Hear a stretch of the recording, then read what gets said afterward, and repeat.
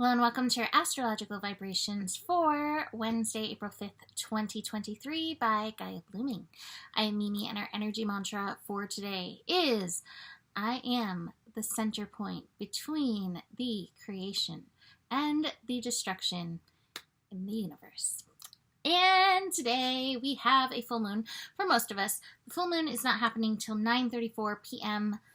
Pacific time. So that means 12:34 a.m. on the 6th for the East Coast, and obviously different times for Europe. I'm sorry, that's beyond my math capabilities at this time. But regardless, powerful astro day. This full moon is happening in the sign of Libra, and it is working with Chiron. And Chiron is such an interesting energy to work with. Chiron is the energy of the wounded healer. And so just even in Chiron's title, wounded healer, shows us what we're working with. We're working with our wounds and the idea of healing. And as the sun highlights Chiron today, we are going to be faced with our wounds around our I am energy. Now, this could be wounds wherever Aries shows up for you in your chart that you're having to work through. But it will boil down to that I am energy and where you need to face those wounds and where you can embrace healing for these wounds. And that works so well with the Libra energy, right? Because Libra energy is like finding the balance. There's a dance of balance going on in this. And the dance of the balance is the willingness to engage the wound, but also the willingness to move in this direction, to work towards healing the wound. Even your awareness of the wound is part of the healing process. So keep that in mind through the day.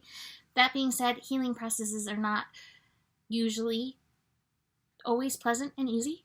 So do keep that in mind in this energy because it may not feel painless.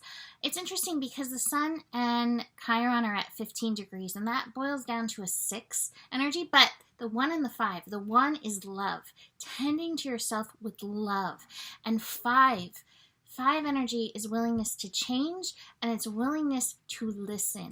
So listen with love to whatever is showing up. And this is, like I said, paving the way for this full moon. I also have to mention, we do have a fast-moving yacht on the way to this full moon. It's early in the morning, but it's going to have, what is it going to have? I was looking at it, and now I'm like, what is it? It actually has,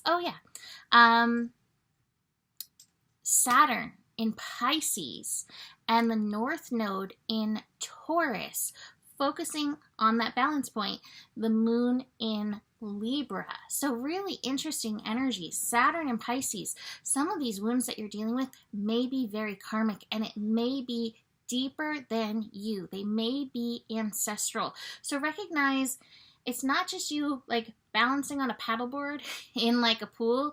Like you're on a paddleboard in the ocean and there's a little bit of a storm. So keep that in mind.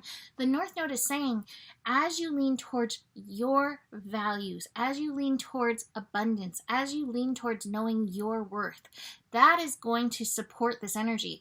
But watch where you tend to fall off towards fear, and watch where you tend to fall off into over pleasure or addiction energy to avoid the pain, to avoid the karma, to avoid what you need to face in this energy. Now, full moon, like I said, 9:34 p.m. Pacific time. This is at 16 degrees Libra. The Sabian symbol is interesting. So Sabian symbol for 16 degrees Libra is after a storm, a boat landing stands in need of reconstruction. And the keynote is the need to keep in operation steady links between the unconscious and the ego consciousness. So here it is, finding the balance in our conscious and unconscious. But it's also that balance, like I mentioned, between the creation and the destruction.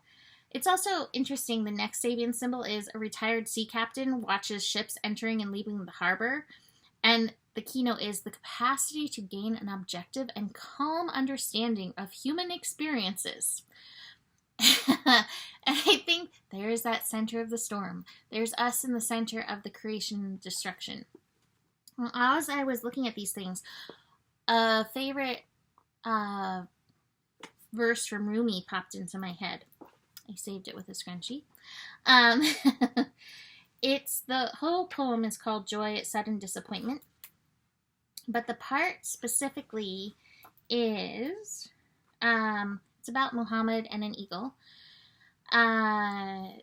Basically, he washes his hands and his feet, and he reaches for his boot. And just as he reaches for his boot, an eagle snatched it away. The boot turned upside down as it lifted, and a poisonous snake dropped out.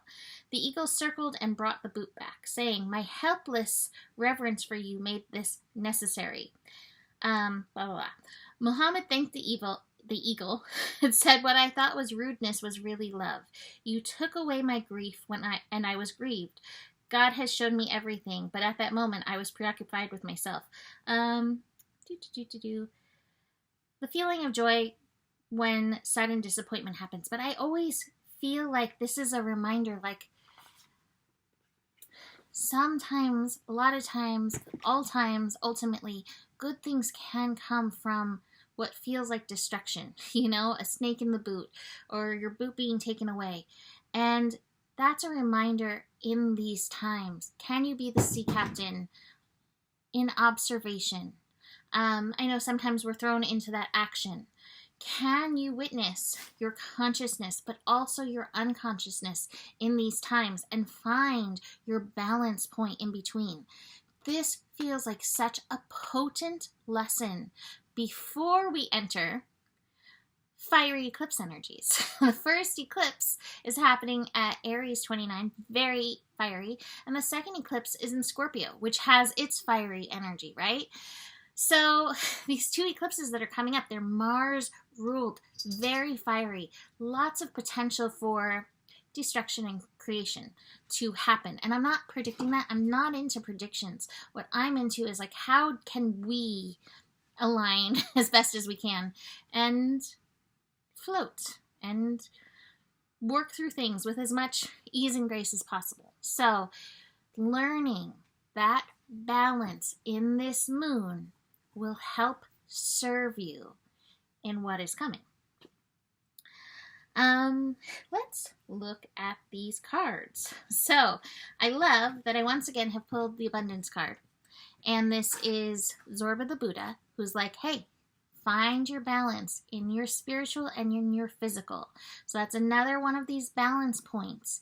Take time to connect to God universe. Take time to ground into the earth. Be grateful for this earth experience, just as you are grateful for the fact that the divine exists and we have someplace to go, right? Always. We also have the healing card, which I love. The King of Cups. There may be emotion. It's a full moon. Even though it's in the sign of Libra, emotions may come up. You don't have to hide from them.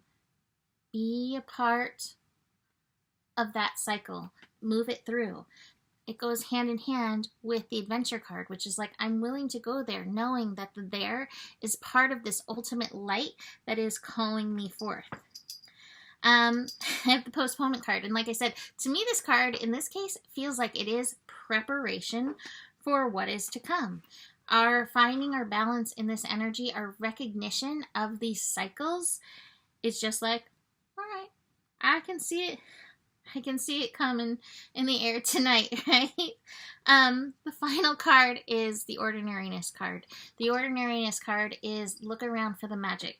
No matter where you are at in those cycles of creation and destruction, whether you're at the center of the storm or over here, where can you find that gratitude and where can you find that beauty? And that will help you in these energies as well.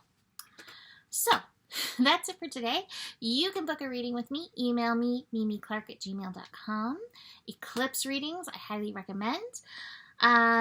Besides that, the better it gets, the better it gets. There's more than enough love in the world for you. You have the power, and honor your values.